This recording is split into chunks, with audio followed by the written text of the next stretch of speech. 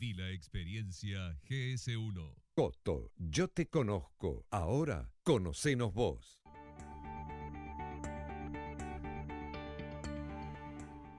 Municipalidad de San Martín.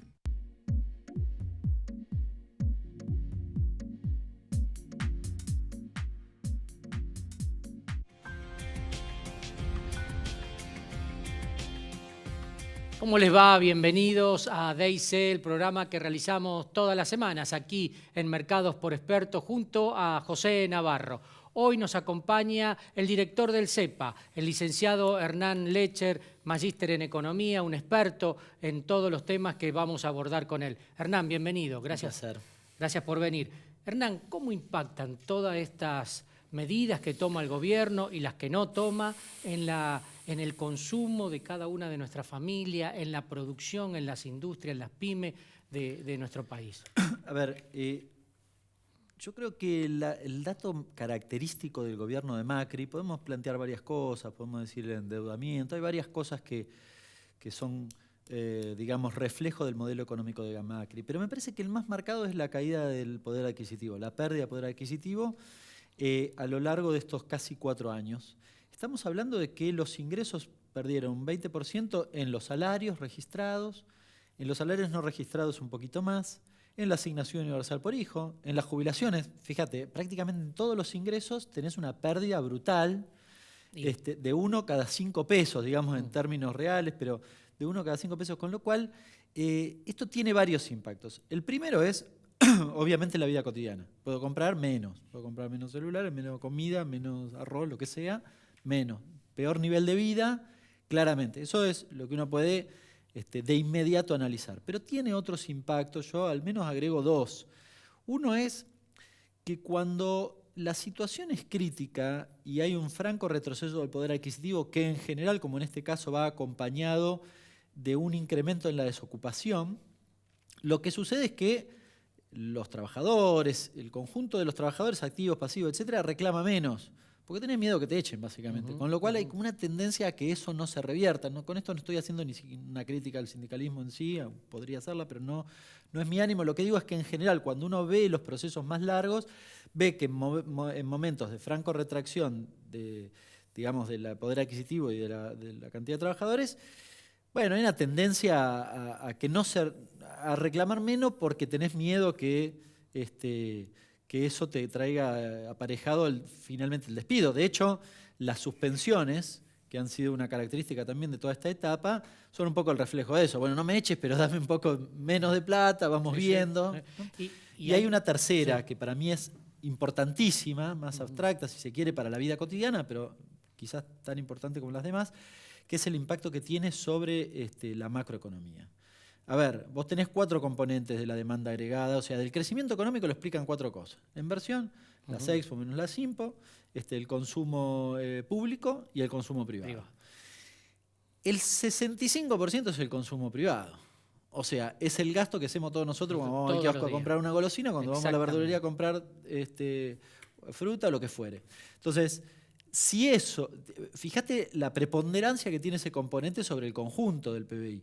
Si eso se activa positivamente, y es muy probable que el crecimiento se dé. Si es a la inversa, es muy probable que no se dé, porque como pasa ahora, la caída del consumo debería ser compensada por el resto de los componentes.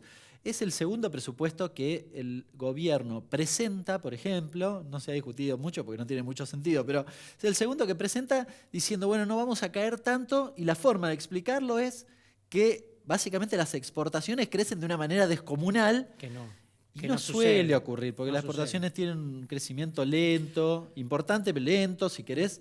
Importante me refiero porque te generan divisas, hay que apostar a eso. Pero es muy lento y su participación debe ser del 12, 13%, 15% a lo sumo. Algo parecido con la inversión y con el consumo de gasto público, una parte, bueno, además en franca retracción también acá. Sí, este modelo clausuró definitivamente el mercado interno, con la caída, como vos explicás, y con la destrucción de empleo en el sector productivo, claramente. Bueno, es que ese mismo proceso te genera justamente eso.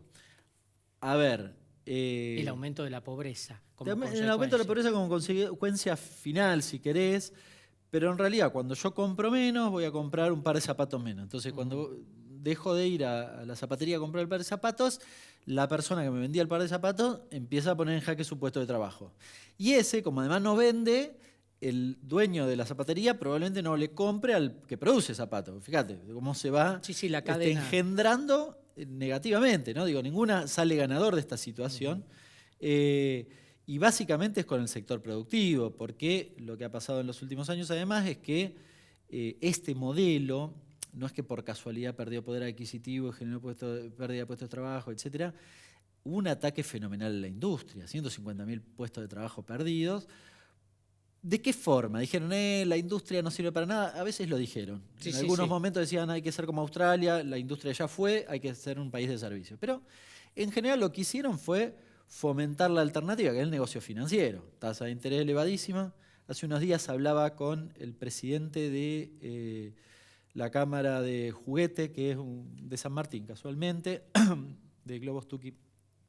Y me contaba, me dice, en realidad, con las tasas de interés que hay, no tiene sentido producir. Y hablaba con un empresario también de Villa Maipú, de Badex, que me decía, nosotros tenemos puestos de ventas en distintas localidades. Claro, ¿cuál es la rentabilidad que yo le puedo dar? Un puesto de venta que no es nuestro, me dice, ¿no? Hay alguien que quiere venderme mis productos. Buenísimo, yo chocho. Ahora me dice, ¿qué rentabilidad le puedo dar? ¿El 40%? ¿El 50%? Dice, el tipo le conviene ir a la rosca financiera, digamos, gana más y no tiene sentido. Entonces yo me enfrento, me dice, a ese escenario. La fortaleza del mercado, fortalecer el mercado interno genera una mejor calidad de vida y un mayor consumo. Este modelo apuntó definitivamente a mayor exportación, que no se dio, y a generar mayor inversiones, que tampoco vinieron. No, a ver, por el lado de la inversión hay algo más traumático. Ni siquiera se invirtió lo que ganaste acá y tenés capacidad instalada al 50%. Esto es totalmente anticapitalista. Esto es llamativo porque, a ver, el capitalismo clásico, ¿qué dice? Dice, bueno, yo tengo una serie de factores productivos, hay que tratar de utilizarlos al máximo, ¿no? Entre ellos el capital. No tiene sentido que yo tenga la mitad de mis máquinas paradas. Eso es un sinsentido desde el capitalismo. Por eso es llamativo esto que incluso hacen. Porque digo, ni siquiera es una crisis que voy a decir, bueno, en realidad no vino la inversión porque... No, hasta lo que ya tenías invertido ni siquiera tuvo sentido en el marco del funcionamiento. Por esto que digo, porque cuando vos te enfrentás a estos niveles de tasa de interés, en realidad te conviene cerrar la fábrica, agarrar lo que puedas y ponerlo en otro lado. Eso es traumático. Imagínate que eso significa despedir a todo el mundo. Sí, señor. Hernán, gracias por visitarnos aquí en Mercados por Experto y vamos a seguir conversando contigo para reflexionar sobre la coyuntura económica. Un gusto. Nosotros continuamos la semana que viene en Mercados por Experto.